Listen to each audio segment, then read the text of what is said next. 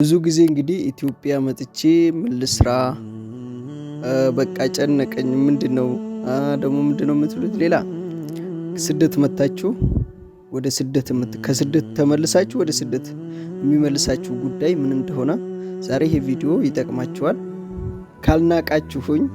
ካልናቁኝ አጥራይ ነቀንቁ ነው ያለው።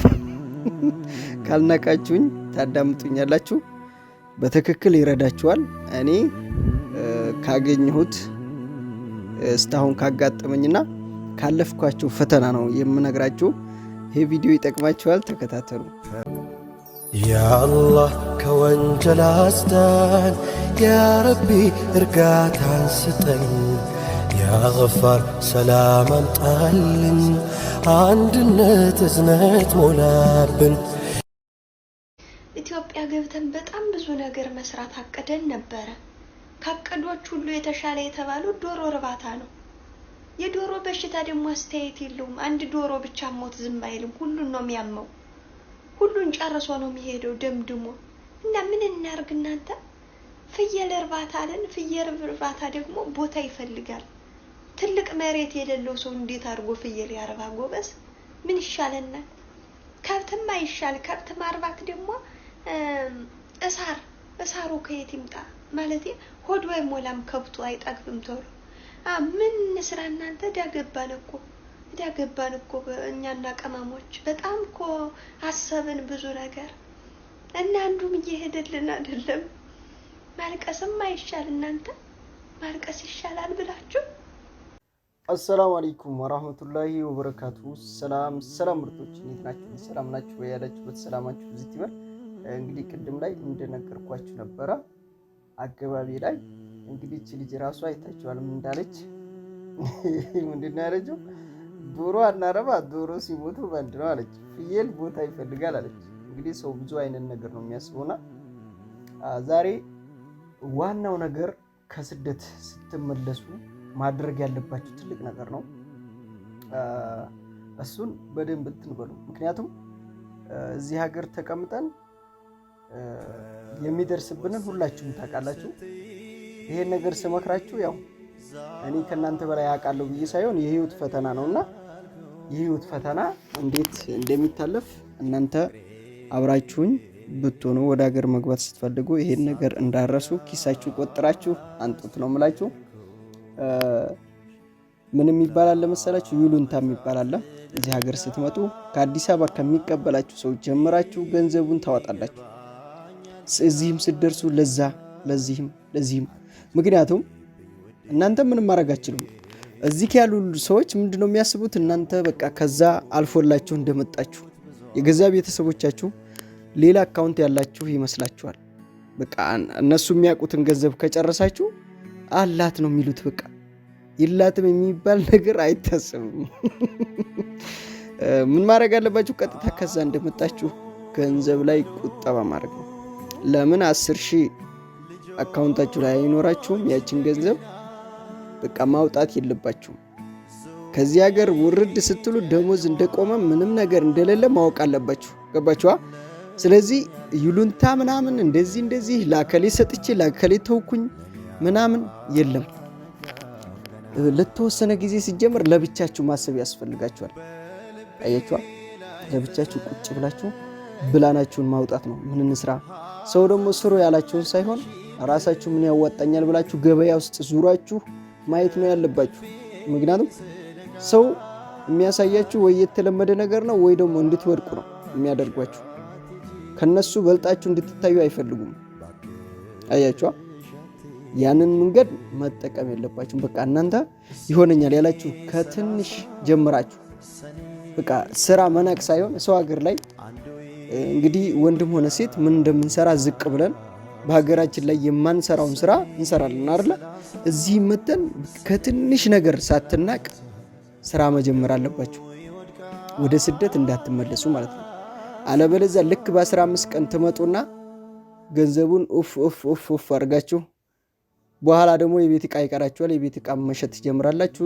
እጃችሁ ላይ ያለውን ስማርት ስልክ ትሸጣላችሁ። በቃ ከዛ ወደ ጉዞ ወደ ስደት ትነሳላችሁ ማለት ነው። ከሳውዲ ተመልሰሽ ከሆነ ወደ ዱባይ ትሄዳለሽ። ከዱባይ መተሽ ከሆነ ወደ ሳውዲ ትሄዳለሽ ማለት ነው። አገር ቀየራችሁ እንጂ እረፍታችሁ እዚህ መሃል አገራችሁ ላይ የመኖር እቅዳችሁ ተበላሸ ማለት ነው።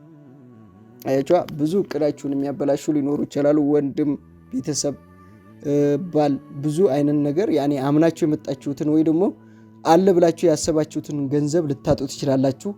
አገሩ አድጓል፣ ይሄ ተሰርቶልኛል፣ ይሄ ቀርቦልኛል ብላችሁ ያሰባችሁት ነገር ስትመጡ እንዳሰባችሁት ላይሆንላችሁ ይችላል። ምክንያቱም እናንተ የሆነ ነገር አስባችሁ ስትመጡ እንደዛ አታገኙትም። በቃ እኔ ራሱ ስመጣ ቤቴ ያልቋል ብዬ ነበር የመጣሁት። እዚህ ከመጣሁ ስንት ነገር ነው ያስተካከልኩት። እንደዚያ ነው። አያችኋ የሆነ ነገር ይጎላል። እናንተ በቃ ስንት ዋስትና የከፈላችሁበት ነገር ስትመጡ ያን ነገር አታገኙትም። እዛም ደግሞ አሁን ወደ ሌላው ስቴፕ ልለፍ። እዛ እየተቀመጣችሁ ደግሞ ገንዘብ መያዝ አቃተኝ የምትሉ ልጆች ገንዘባችሁን በምን ምክንያት ነው የምታጠፉት? ምክንያቱም አውቋቸዋል። ወንድሜ በዓል ደረሰ፣ ለወንድሜ ልብስ ልግዛ፣ ለቤተሰቤ ልግዛ፣ ላጎቴ ልጅ ከቤተሰብ አልፋችሁ ለዘመድ አዝማድ ሳይቀር የናንተ እርዳታ ይደርሳችኋል። ያንንም እይላክሽ ይሉንታ ነው። ይሄም በቃ ያንኛውን አላኩለት ምን ይለኛል፣ ይከፋ፣ ይቆጡኛል፣ ያኮርፉኛል በቃ እያላችሁ ያን ነገር ስታደርጉ በየወሩ ከምትሰሩት ነገር እያጎደላችሁ እያላካችሁ እናንተ እድሜያችሁ ጋራ እዛ ስራ ቦታ 10 ዓመት ገባችሁ ምንም ነገር የለም ማለት ነው። አያችሁ እዛ ስትቀመጡ ጣጥ በሉ፣ ዚፓ ስራችሁ አፋችሁ። ምክንያቱም ገንዘብን በገንዘብ መጨመር እንጂ ገንዘባችሁን ከደሞዛችሁ ላይ የሚያጎል ነገር ሲመጣ ችግር ከሀገራችን መቼም አይጠፋም። ችግር አይጠፋም። ያው በችግር ነው ያደግነው፣ አሁንም ችግር ነው። ያን ችግር ደግሞ ለማለፍ የግድ አገርሽ ላይ ገብተሽ መኖርና የሆነ ነገር ማድረግ ከፈለግሽ ያን ነገር በደንብ አድርገሽ ማሰብ ነው። ሰው ምን ይለኛል? ሰው እንዳውም ከረዳሽ ነው የሚጠላሽ። ሳትረጂው የተቀመጥሽ ሰው ይሻላል። የእናንተን እጅ የለመደ ሰው ወላሂ መልሶ ይጠላችኋል። አንዴ ካስለመዳችሁት ለዛሬ ዓመት የበዓል ጨርቅ ከገዛችሁለት የዛሬ ዓመትም ይጠብቃችኋል። እንዴ ዘንድሮ ዝም አለችሳ? አንቺ የዛሬ ዓመት ላክስትሽ የሆነ ነገር አድርገሽ ነበራ፣ ዘንድሮ እየጠበቀችሽ ነው። አስለመርሻታ። አንቺ ውጭ ሀገር ነሽ፣ እየተጠበቅሽ ነው። ያ ነገር ነው እየገደለን ያለው። በቃ ትልቁ ነገር ያ ነው። ዛሬ የሚመጣው ደሞዝ በካርድ ራሱ እንዴት እንደሚያልቅ አይታችኋል። እንኳን ለሌላ ጉዳይ ተንስቶበት አይደለም ማለት ነው። እንደዚህ አይነት ነገሮች ከስደት ገባን ብላችሁ ወደ ስደት ይመልሳችኋል። በቃ ይሄ ነው ዋናው ነገር።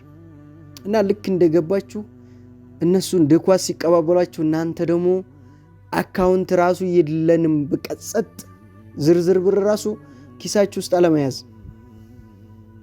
አለበለዚያ 10 ሺውን ካወጣችሁ ብሩ ገለባ ሆኗል። ገለባ ታውቃላችኋ?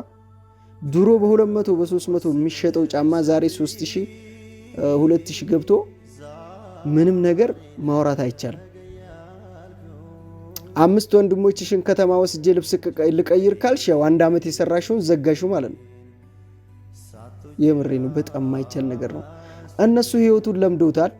ድሮም እየኖሩ ነው፣ አሁንም እየኖሩ ነው። ተቸግረውም ከሆነ ችግሩን ለምደውታል። አንቺ ዛሬ መተሽ ይቀይራቸዋለሁ ብለሽ በፍጹም ምንም ማድረግ አይቻልም። ምክንያቱም ብዙ ውሃ ውስጥ ትንሽዬ ነገር ብጥሉ ምንም ለውጥ እኮ አያመጣም። ውሃው ውሃ ነው።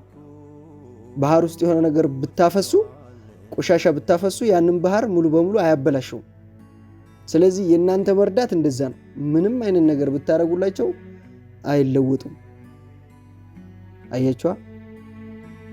ስለዚህ ትልቁ ነገር ከኢትዮጵያ ስትመጡ ገንዘብ ላይ ጥንቃቄ ካላደረጋችሁ በስተቀር ነገም ተመልሳችሁ ይሄው ነው። ዛሬ ጊዜ ሰጥቼችን ነገር ልንገራችሁ። ብዙ ሰዎች በውስጥ እየመጣችሁ እኔ አሁን ስራ እየሰራሁኝ ነው፣ እየመጣችሁ ምን ልስራ ጀማል ረንዲን ነው በቃ በሌላ ስቴፕም ሌላ ሰራላችኋለሁ።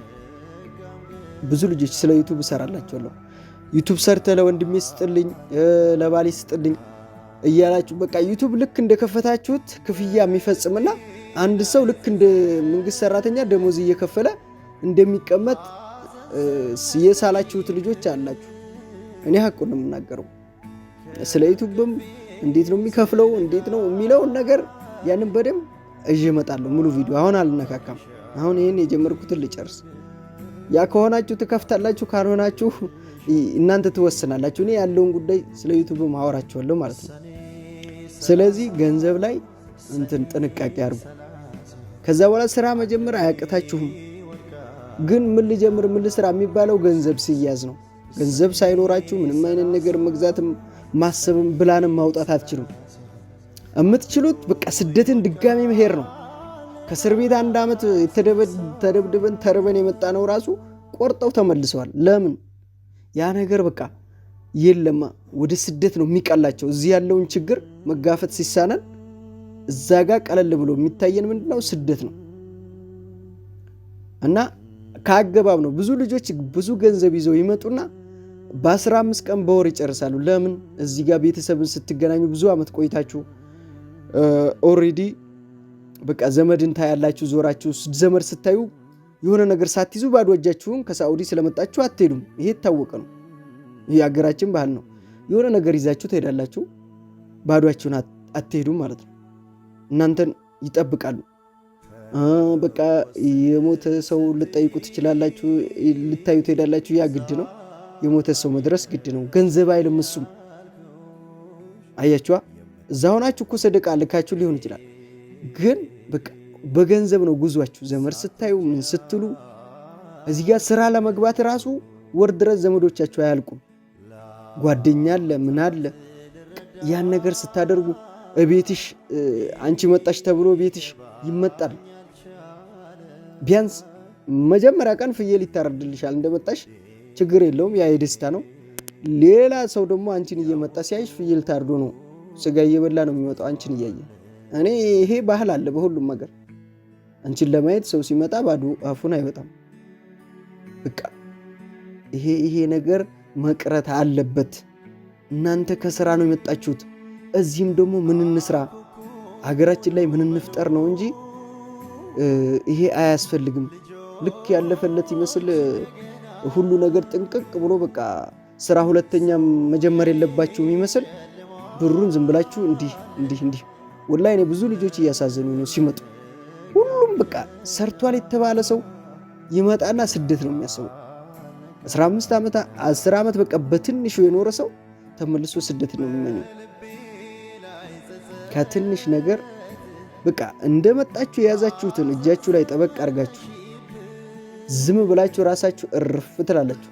እንዳውም ወደ ገጠር ወርዳችሁ የምሬን ወደ ገጠር ወርዳችሁ ወንዝ ማለት ተቀምጣችሁ ማሰብ ያስፈልጋችኋል። ከናንተ በላይ ያደጉትን ሳይሆን ደግሞ ከናንተ በታች ዝቅ ያሉትን በቃ አለ አይደለ የምታውቋቸው በድሮ ህይወት ገጠር ውስጥ ዝቅ ብለው የሚኖሩ እኮ አሉ። በቃ አሁንም እንደዛ የድሮ ኑሮ የሚኖሩ አሉ አይደል? እነሱም ማየት ነው። አንዳንዴም እንደነሱ እኮ መኖር እችላለሁ ብላችሁ ማሰብ አለባችሁ። ምክንያቱም ያንን ስታስቡ ይቀላችኋል። ምክንያቱም እነዛ ሰዎችም እየኖሩ ነው፣ አልሞቱም። መኖር እንደምትችሉ ትረዳላችሁ። እኔ ደግሞ በዚች ገንዘብ ተንቀሳቅሼ ለውጥ አመጣለሁ ብላችሁ ብታስቡ ጥሩ ደረጃ ትደርሳላችሁ። ከልቤ ነው የመከርኳችሁ። ከተመቻችሁ ላይክ አድርጉ፣ ካልተመቻችሁ ደግሞ ዚስ ላይክ የሚመቻል። ይሄ ምክር እንዲደገም ከፈለጋችሁ ብዙ ኮሜንት ፈልጋለሁ። የምሬ ነው። እይታም ከሌለው ኮሜንትም ከሌለው ሁለተኛ አልመክርሽም። እሺ ሰምተሻል?